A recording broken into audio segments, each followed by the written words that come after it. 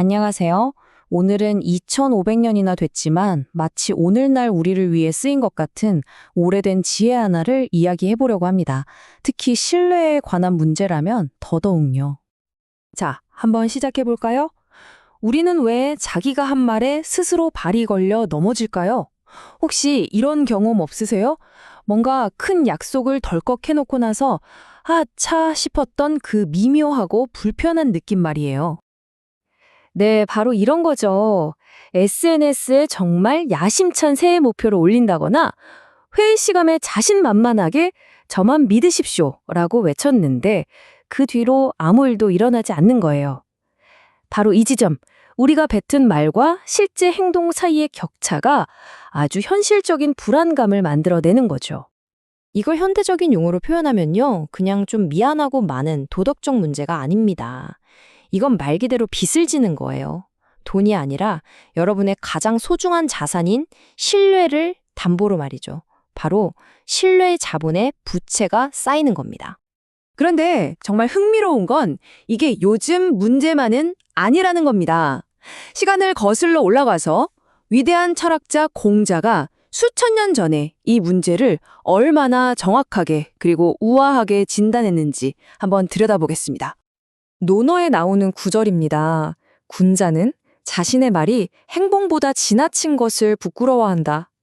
딱 한 문장이지만 정말 핵심을 찌르지 않나요?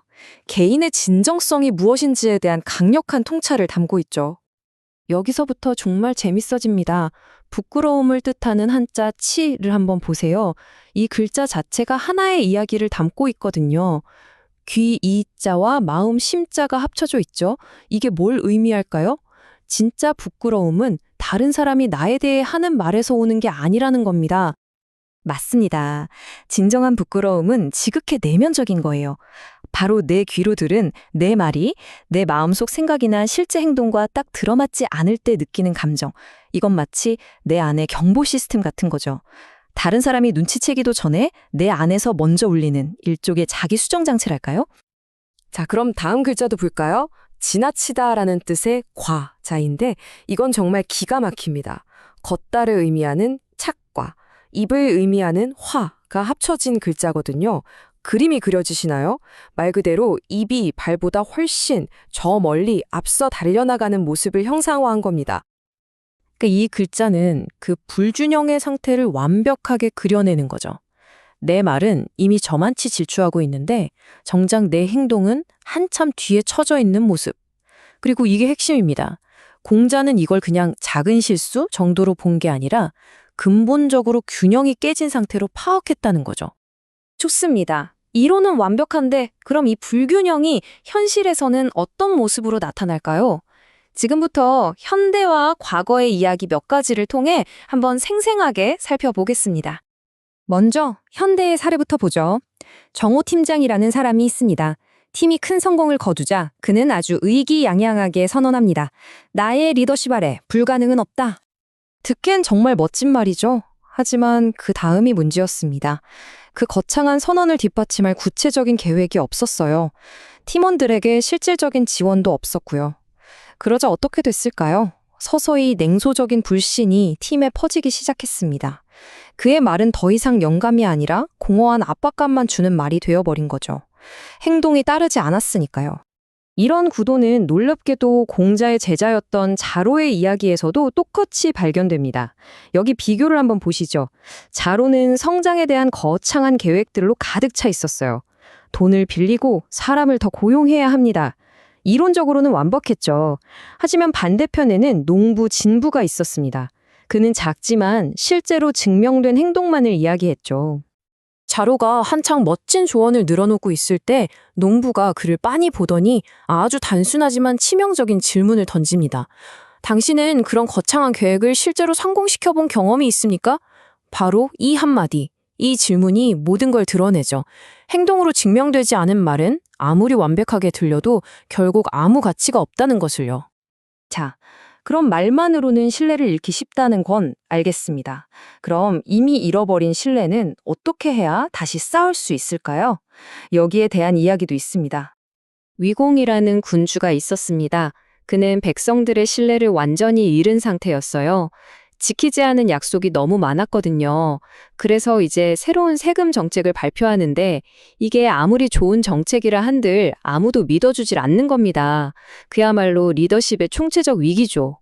그의 말에는 아무런 힘이 실리지 않았습니다.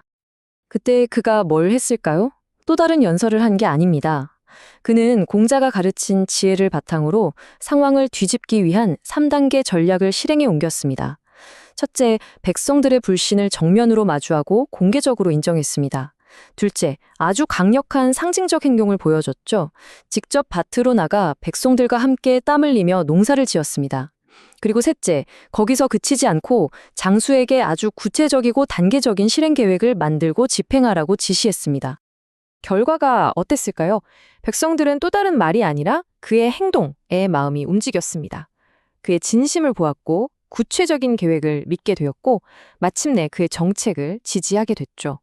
이야말로 리더의 상징적인 행동이 믿을 수 있는 구체적인 계획과 만났을 때 어떻게 신뢰가 회복될 수 있는지를 보여주는 정말 멋진 사례입니다. 여기서 우리가 얻을 교훈은 뭘까요? 바로 우리가 처음에 이야기했던 신뢰 자본을 다시 쌓는 법입니다. 군주가 직접 농사를 지은 것 같은 상징적인 행동은 겸손과 헌신을 보여줍니다. 그리고 구체적인 실행 계획은 유능함을 증명하죠. 이 두 가지가 결합될 때 신뢰를 회복하는 강력한 엔진이 만들어지는 겁니다. 결국 행동이야말로 리더십의 화폐인 셈이죠. 말에 다시 가치를 부여하는 유일한 수단입니다. 그러니까 이 언행일치라는 말은요, 그저 어른들이 하는 고리타분한 도덕적 훈계가 절대 아닙니다. 이건 어떤 관계에서든 어떤 조직에서든 가장 중요한 자산인 신뢰를 쌓기 위한 아주 강력하고 현실적인 생존 전략입니다. 아마 이게 오늘 이야기의 최종 결론일 겁니다. 진정한 권위는 당신 목소리가 얼마나 크게 울려 퍼지는지가 아니라 당신의 발걸음이 얼마나 묵직한가에서 나온다는 것. 어쩌면 우리는 완벽한 말을 만드는 데 쏟는 에너지를 조금 줄이고 그저 다음 한 걸음을 제대로 내딛는 데 더 집중해야 할지도 모릅니다. 마지막으로 이 질문을 한번 스스로에게 던져보시면 어떨까요?